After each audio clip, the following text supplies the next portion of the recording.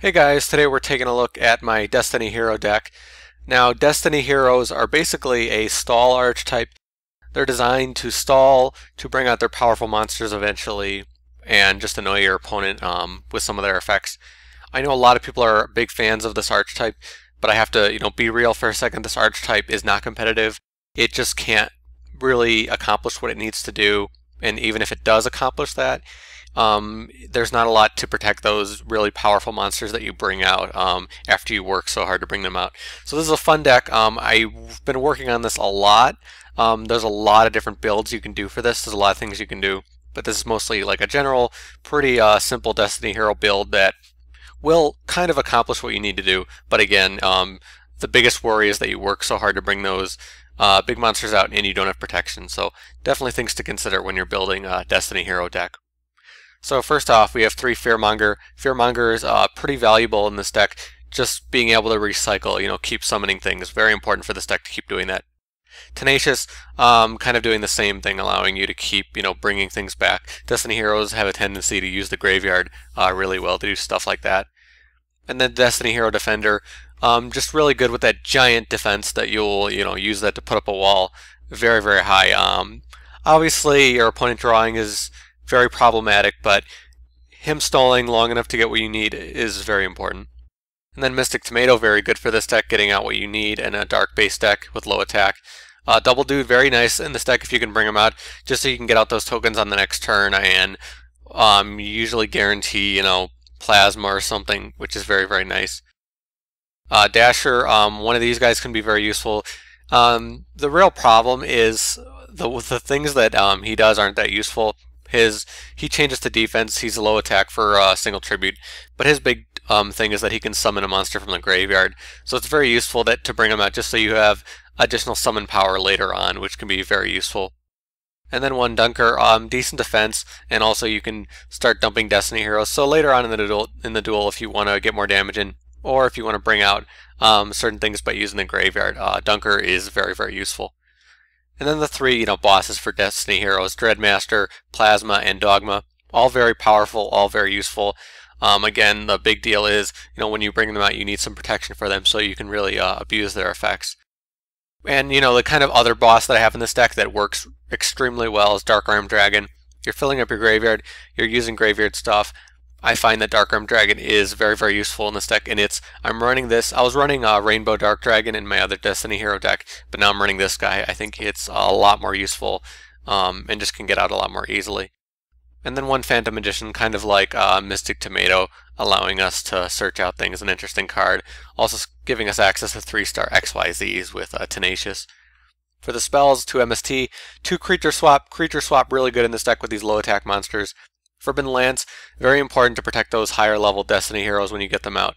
Shrink, again, very good in this deck, giving you advantage when you're winning battles with your Destiny Heroes, on top of the fact that you're leaving them out to bring out what you need. One Polymerization, just in case, very situational, but, if you get the right hand, you could bring out Dragoon with this, which is very, very nice.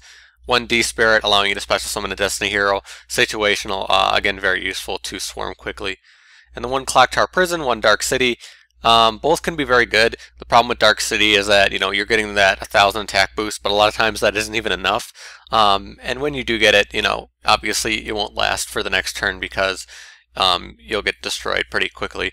But Clock Tower Prison, if you could protect that, very, very useful, of course. The big problem is it getting destroyed early on, but we do have something to back that up, and I'll talk about that a little bit later. And one Dark Hole. For traps, a bunch of staples. You want as many traps as possible because you want to protect your Destiny Heroes. Waboku, especially for this deck to protect, and D-Shield also protecting our Destiny Heroes. Also one Safe Zone. I think this is very important for this deck, having something like this. With Dark Monsters, you can bring out Master Key Beetle, so you can do the lock on top of the fact that you'll be protecting your higher level Destiny Heroes very nicely. So I definitely like having at least one copy of this in this deck. For the extra deck, 3 and 4-star XYZ, Zenmaines, Leviair, 2 Master Key Beetle. Very, very good for this deck. We have a lot of dark types, so you'll be getting this guy out pretty easily. And you can use them to protect your other Destiny Heroes, you can use them to protect Clock Tower Prison or Dark City, and you can use them with Safe Zone to cause a lock. So I'm running 2 of them. I think he's very useful for this deck. We're also running 2 Silent Honor. We have room for it, and Silent Honor is just a really great card nowadays. And otherwise, pretty much staple 4 stars. We also have Blade Armor Ninja and Excalibur because we're running a lot of warriors.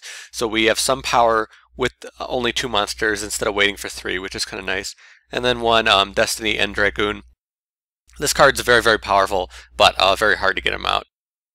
So now for the side deck, again, side decks in my videos are kind of just recommended cards that I want you to think about when you're building your own Destiny Hero deck.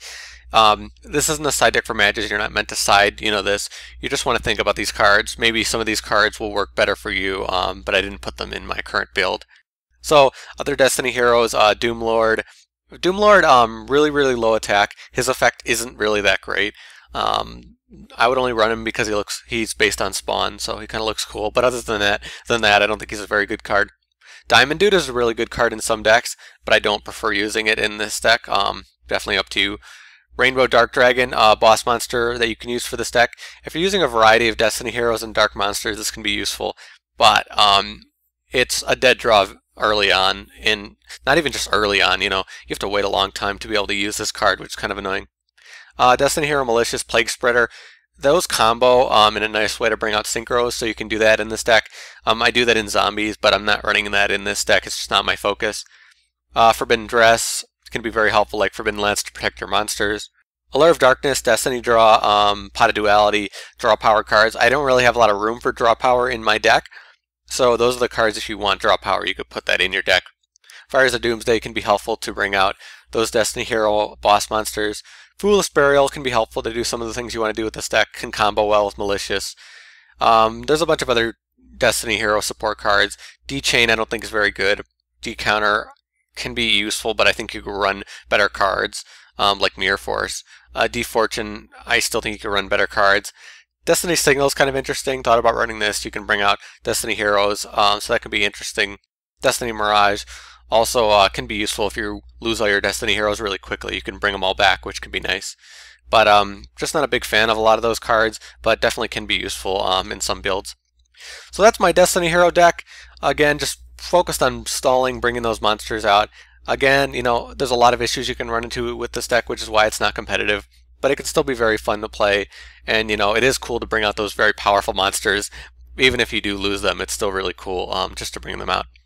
But if you guys have your own Destiny Hero decks, you could post below, let me know in the comments. You could talk about what cards you use, make suggestions for me. I'm sure there's cards I didn't think about.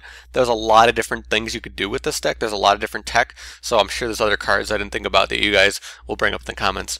But as always, thank you guys for watching. I'll see you later.